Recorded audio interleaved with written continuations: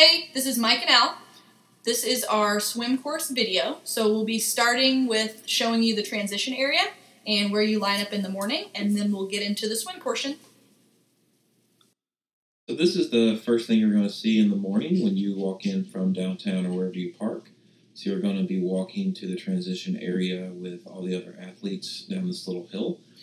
All the tents, bikes and everything, you'll see it the day before, will be down the Great Lawn past these two bridges. There's nothing there today, but you can kind of get the gist of it. So this is where your day is going to start. You'll go in, put your bottles in your bike, do any last minute things, drop off special needs for the bike if you want to do that. And then when you're done with that, you'll basically come back here. And then you'll start walking to the swim start, which is this basic direction. It's kind of crowded on race morning, but you'll basically go from the sidewalk out to River Road, and then that'll walk towards the swim start, which you'll see in a couple of minutes here. Mm-hmm. And this is where basically when you go to drop your bike off, this line here can get pretty long. So, I mean, if anyone's done an Ironman before, you know it's kind of best to get there early toward the check-in point, or sometimes later has been good for me, but in the middle of the day it can get a little hectic, so sometimes there's a pretty long line. And that's the day before race day, like all other Ironman events. This, what we're talking about here, is mostly like Ironman, a race morning. I believe transition opens at 5 or 5:30. I can't remember off the top of my head, but it's early. It's still dark. So it's kind of a weird place to be. It's so early in the morning. There's no one else here other than just the athletes and a few family members. This walk's about a mile. So just go get your stuff, get done the transition, and then get up to the swim start. They do it a little bit differently now than in previous years. Basically, you line up in 10-minute interval sections. So if you're say a 120 to 130, you're going to have a line.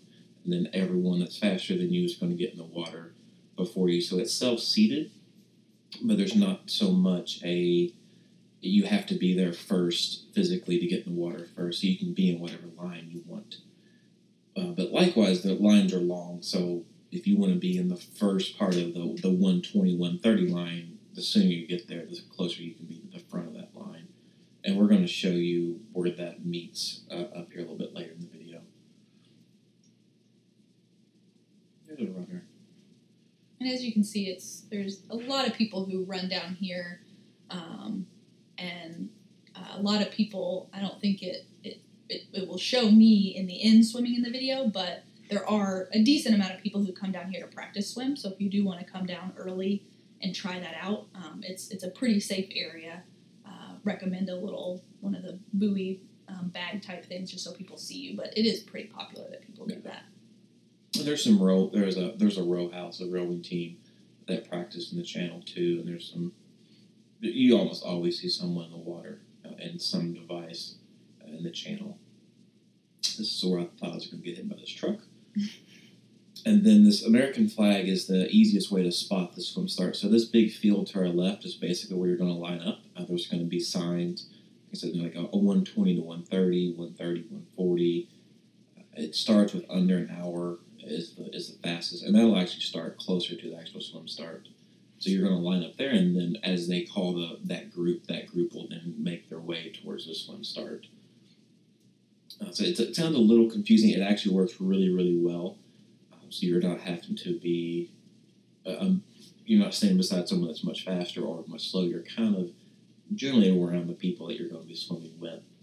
And then once you leave that field, you're going to be walking down this way. This is generally a pretty slow walk. You're in a line. So don't get too crazy, or you will get in the water. It takes about half an hour for everyone to get in the water. I was in the 120 group last year, and I think I got in at like 7:46 or something like that. It wasn't too crazy. It moves pretty quick, but it is congested. So it's not as soon as you get called, you get to sprint to the water. And if you do come down to practice, or street parking or any of these parking lots are generally pretty open. The easiest way to find the swim start lot is, you'll see it in a second, but this gigantic, very colorful building which is right there. It's Straight in orange and yellow. So that's where the swim start is, so you can base it off of that. And there's a bunch of sidewalks, so you can move around on pretty easily. Yeah, and that parking lot to the right there's several of those pretty much identical parking lots down the way, so now we have the Segwayers. And this is a good place, too. If you do come down and ride, you can run around this area, too, and get several miles in. And you do go down this ramp on race day. And it's kind of a barricade off. At this point, you're pretty much athletes only. Some people will be up on the grass, but you're funneled into yourself at this point. You go from concrete to a metal grate bridge thing. It kind of hurts on bare feet if you have tender feet like I do, but you have to do it. Usually right around here, a little bit before everybody's putting their goggles on. It's where things are getting a little more serious. Yeah. There's no turning back really at this point. You have to get in the water. You're in there. And then on race day, they jump off the last two docks. So you can kind of see a boat at the last dock. We're at the third dock for this because we didn't want to be in people's way.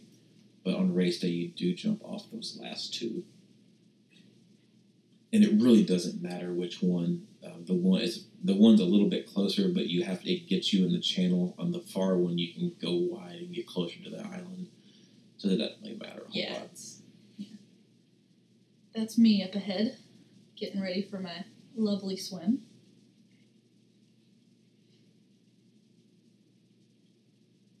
I thought a cannonball would be appropriate here, so I did that. And then this is the channel. There's about 3 minutes of this wonderful footage. I'm really fast, as you can tell, so luckily it's sped up so you can't critique my swim form too much. But yes, this is the channel. And this is generally pretty calm. There's still current, so you're swimming upstream.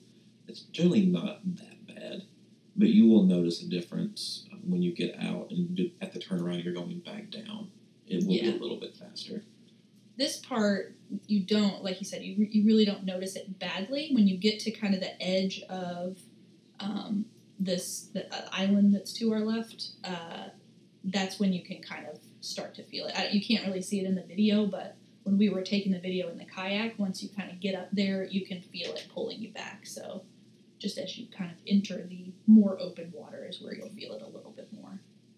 And the current, it just depends on rain and how much water they're letting through the dam. So it is completely random. So don't freak out and don't get excited. A couple of years ago, it was basically a lake. Last year, it was stupid fast. So it's just random. And the race is generally always wetsuit legal. Obviously, it was really hot this day, and I didn't feel like wiggling into that for the video, but it has in the past. Yeah, ever since it's been in October, it's been wetsuit legal. Yeah. 15 was 68 degrees. 16 was like 72. Yeah, something in there. We both did it then, and then last year it was like 74. It was warm last year. No, it's because we had a lot of warm days up until that week, but it's always been wetsuit legal.